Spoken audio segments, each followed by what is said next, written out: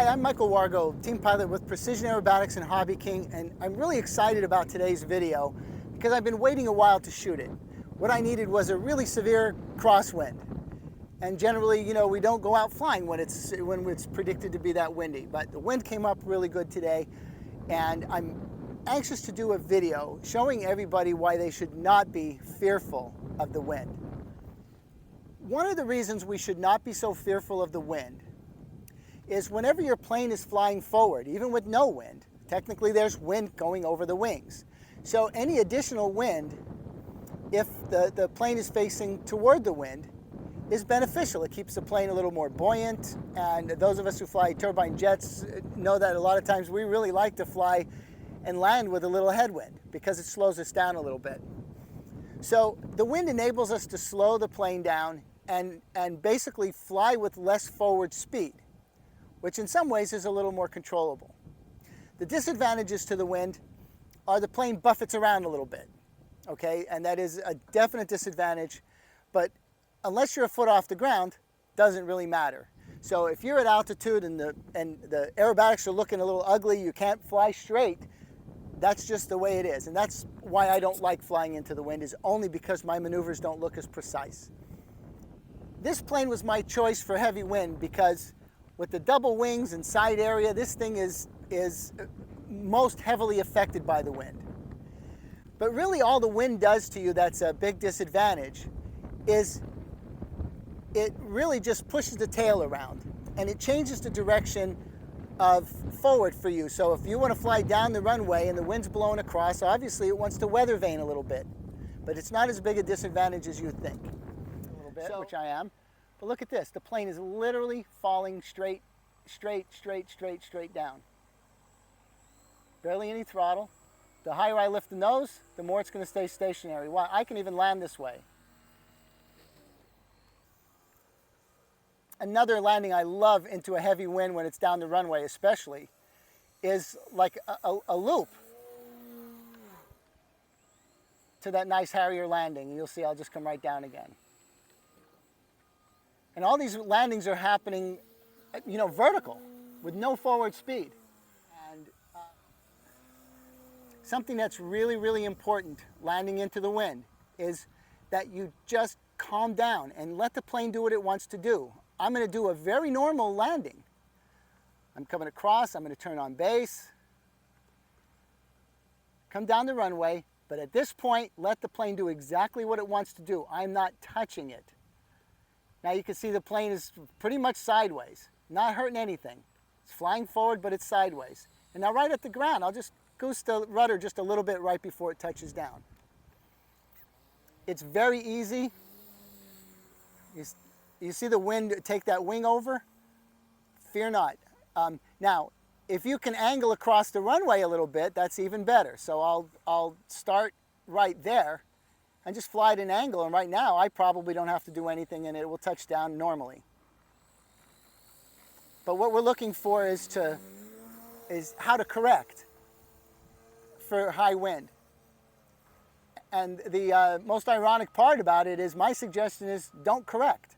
Don't do anything. Just let it come down. Watch, the plane's gonna just land on its own. I'm not doing anything. I'm starting on this side because the plane's going to be drifting that way. And right before the ground, I'm going to goose the rudder a little bit. As you can see, one landing after another is completely normal. Uneventful, even in a high crosswind. Here we go again. I'm flying straight. Now the plane is weather vaning on its own. Little throttle. And I did almost nothing. I have to admit the wind's calmed down just a little bit over the last few minutes, but I'll see if the wind picks up a little bit more. All right. Now we are going to do a couple normal landings just to help show how the wind is going to weather vane the plane. And like I said, we do not want to make adjustments. I'm going to set it up as normal. Let it weather vane and just watch it. And as it gets close, touch the rudder over a little bit. See, the wind was so strong it wanted to lift it back up again. We're going to shoot yet another landing. Again, just landing with the crosswind, which is coming up pretty good right now. Just let it do whatever it wants to do. It's just flying as it wants. And now I'm just going to touch the rudder as it gets close, and we're down.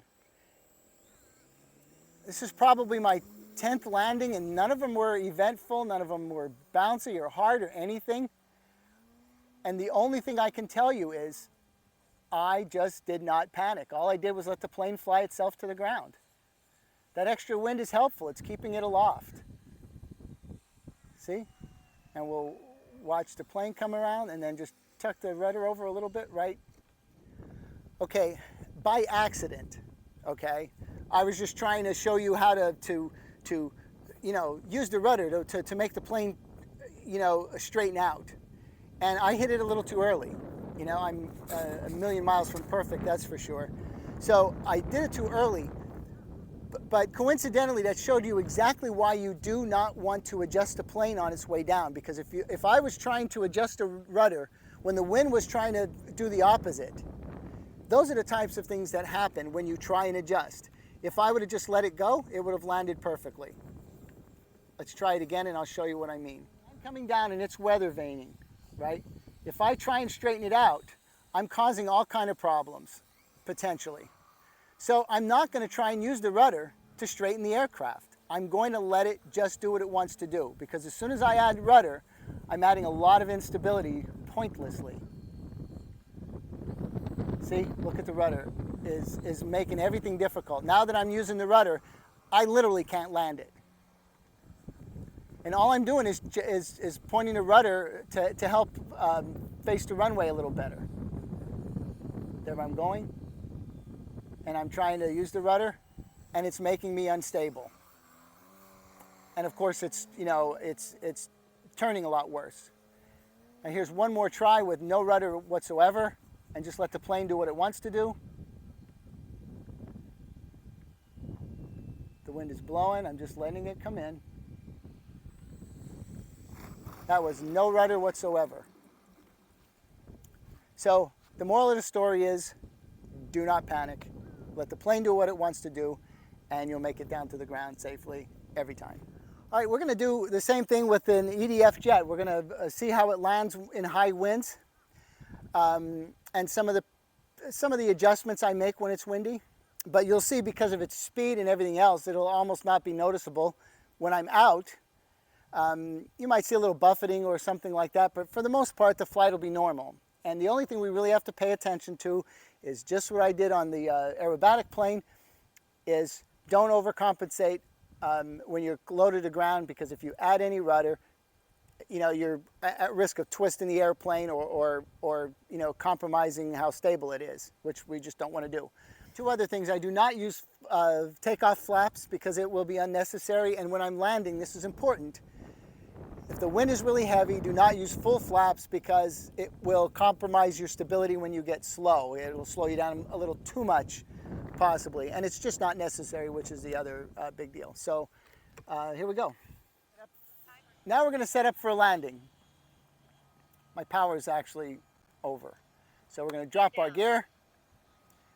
I'm going to set flaps at half. We got a lot of wind, so I'm probably not going to go to full flaps today. But we're going to make a nice turn on base. Starting relatively low. Turn towards the center of the runway, nose pointed at me, just the way my training videos do.